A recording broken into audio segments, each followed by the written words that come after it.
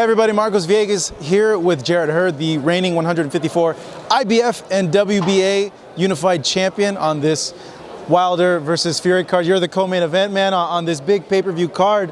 What are your feelings coming into this fight, being highlighted on such a big pay-per-view like this? Man, it's everything. You know, you go from fighting on a show box, then you go from fighting on a big undercard, then you go to fight for a world title, and then defending your world title. Now I'm fighting on pay-per-view, man. The steps and the progress that I'm going through is everything and more that we thought of. It is moving just the way I like, and I can't be more happy to fight on this big card pay-per-view tomorrow.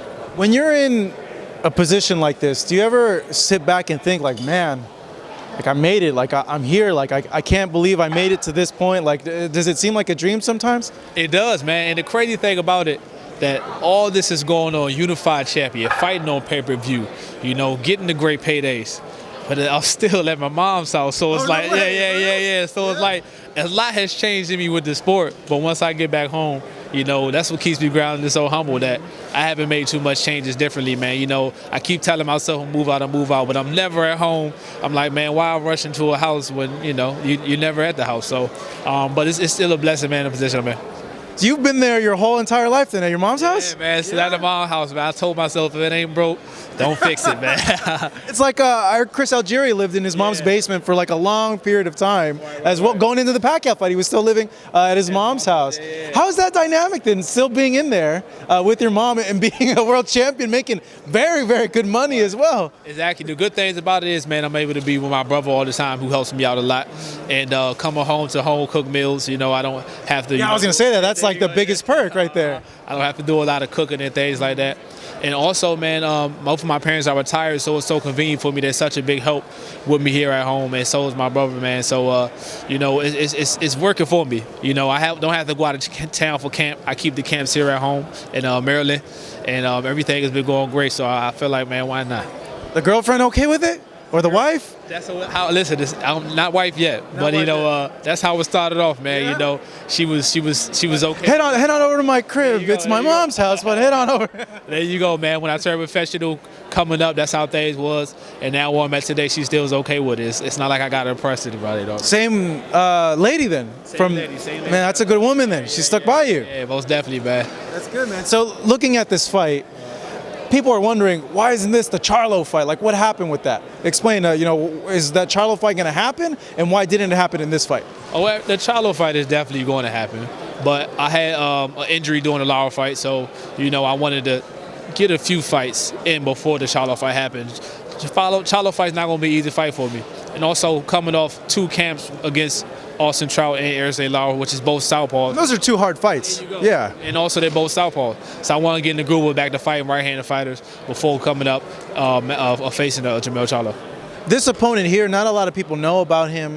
You know, what are you expecting from him and the type of fight he's going to have? Because many would think you want to build upon this to go into that fight that you mentioned with the Charlo. Right. This is the opponent we chose because we know he brings the fight to you. We wanted a guy that we didn't want a guy that move around and kind of try to take his time and pick his shots. We wanted someone to throw punches at me and come towards me so I could show my versatility, my defensive style. I don't have to be the one coming forward and, you know, being a bully. So this is Jason Wellborn. Is a perfect opponent for that, and that's why we chose him.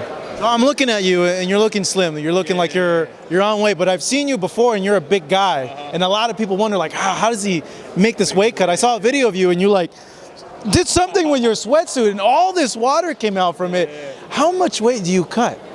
Oh, man. How tough of a weight cut is that? And how much do you cut? The thing is, we got the system down packed so well, it's not that it's a big hassle for us, but it is a great amount of weight, man. I gotta know how much, and I gotta know because I wrestled, so I would cut the week of my meet, I would cut about 10 pounds, but I was cutting. But I wrestled at 130 and I'd come down from 155 to 130. So like in my mind, I'm thinking like, all right, he has to be cutting in this whole process like 25 pounds. The week of the fight, maybe 6-7 pounds. But that's my wrestling mind like going at it. But what is it? I cut about 36 pounds. Yeah, okay, I thought it was around that range, yeah. At this fight, man, you know, after the surgery, I was in activity for 6 weeks. So I had to sit around, man. I got all the way up to 190. Man. 190, man. Now I started immediately when I was able to get back in the gym, and I got the weight off, man. And that was a big weight cut for me, though. That's a tough weight cut, too. the whole camp is just cardio, cardio, cardio then, huh? Exactly, man. Cardio. That's what I came up with the sweat challenge without dropping all the sweat out, man, because all the work I'm putting in after a workout, I'm like, dang, man. And I started posting it on my Instagram, and everybody started sending me these videos. Yeah.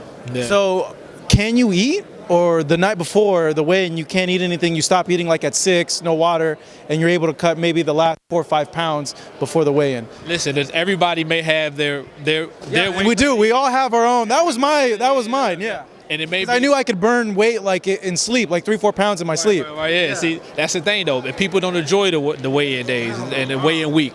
But see, with me, I'm eating throughout the whole entire weigh-in. I'm drinking water throughout the whole entire weigh-in. I'm not in the whole grumpy mode and don't want to be touched, because we're not doing it the wrong way. And we never ever work out during the weigh-in day. So we have our weight the night before always. We wake up on the day of weigh-in. We never worked out. For 22 fights, we never worked out the day of weigh-in. That's good. You are doing it the right way then, because I've seen the grumpiness from athletes in all sports, and they're not very nice to be around because they want to eat. Charlo, with this fight, what do you make of that fight that he has? And how soon do you think after this fight you go into that fight? Do you want to have another fight to kind of test it out again, see your injuries are okay? Yeah, we definitely want to have another fight, not only to test it out again, but to get more of a tougher opponent to test out my defensive style and get back on the groove, because Jermell's a big puncher, man. And for me to just keep walking down, and get hit big with shots, I got to be a little cautious of that. So I want to get a couple camps in, working on my defense. And also I want to have a homecoming fight. Since I've been world champion, since I've been fighting on television, I never fought at home yet.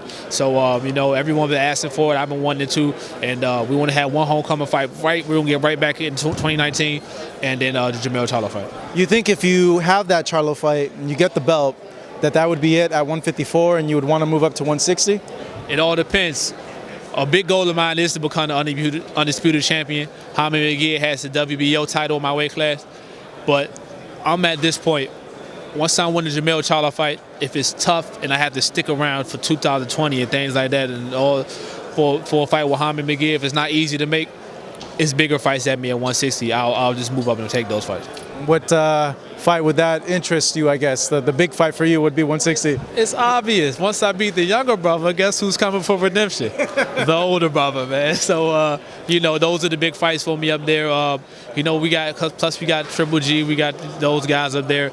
And I feel like me fighting on pay-per-view, me beating guys like Jermell and Jamal, those will line me up for the big pay-per-view fights against guys like Canelo and things like that. Who do you think is the better brother, in your opinion? I would have to say Jamal, the bigger one, yeah. And I'll go because he's a stronger fighter to me. I think he has the natural power, more natural power. I think the guys that Jermell knocked out were more guys who had a light chin, little suspect on the chin.